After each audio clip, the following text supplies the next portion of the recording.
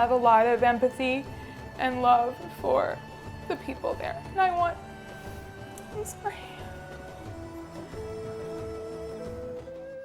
Shakespeare wrote past as prologue. So if we know our past, we know where we're going. And if we know our past, we know our roots.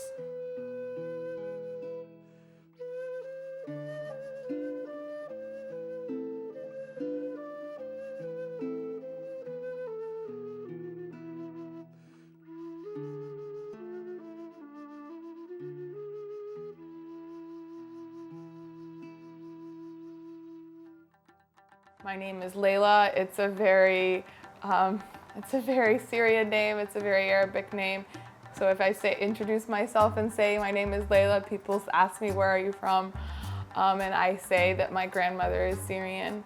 I am second generation, on my mother's side Sephardic Jewish, and on my father's side Ashkenazi. And we have the imprint of both sides in our family, primarily the Sephardic side or the Syrian side. I have great pride in being a Syrian Jewish woman who, my mom, both her parents were from Syria. Her dad was from Damascus, Sham, and her mother was from Aleppo, Halabiya, my Jewish heritage coming from Syria. My grandfather came, it was around 1912, and I know that it was for a better opportunity.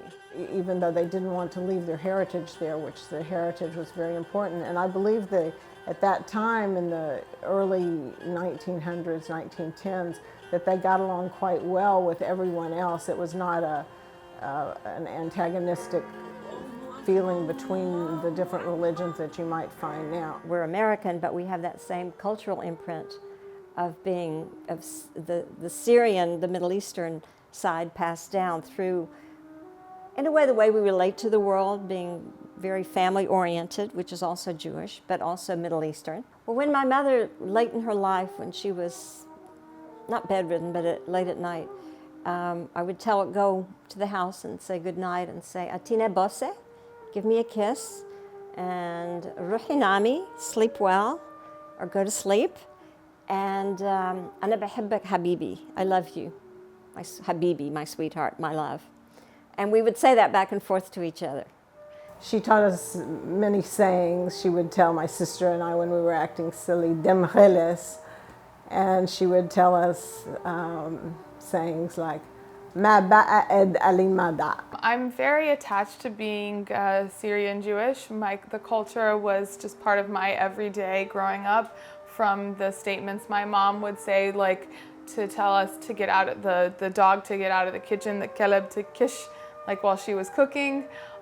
She would tell us if we were being stubborn. She would say that we were rashaja, like stubborn, hard-headed. Kishbi wish mabirish, my mom would say, get your, sad face out of here. Or she'd say, wish trasal maya, you're the face of the bottom of a slipper, of the sole of a shoe. She would tell me that when I was being a little kid and acting. واحد اثنين ثلاثة أربعة خمسة ستة سبعة ثمانية تسعة عشرة.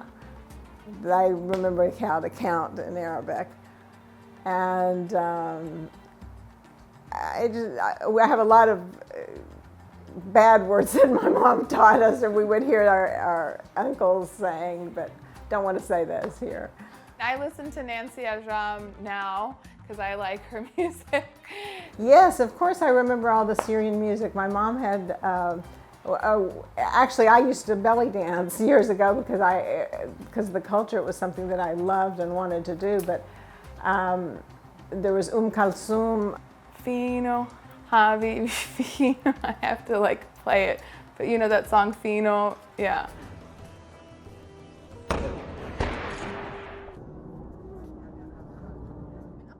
I have this huge empathy for the people in Syria right now. It makes my heart cry. Bighem el-elab, my heart is heavy.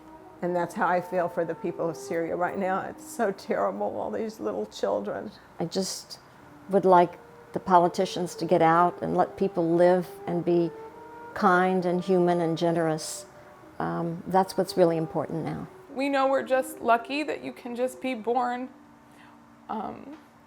Wherever you're born, you don't control. And I have a lot of empathy and love for the people there. And I'm sorry.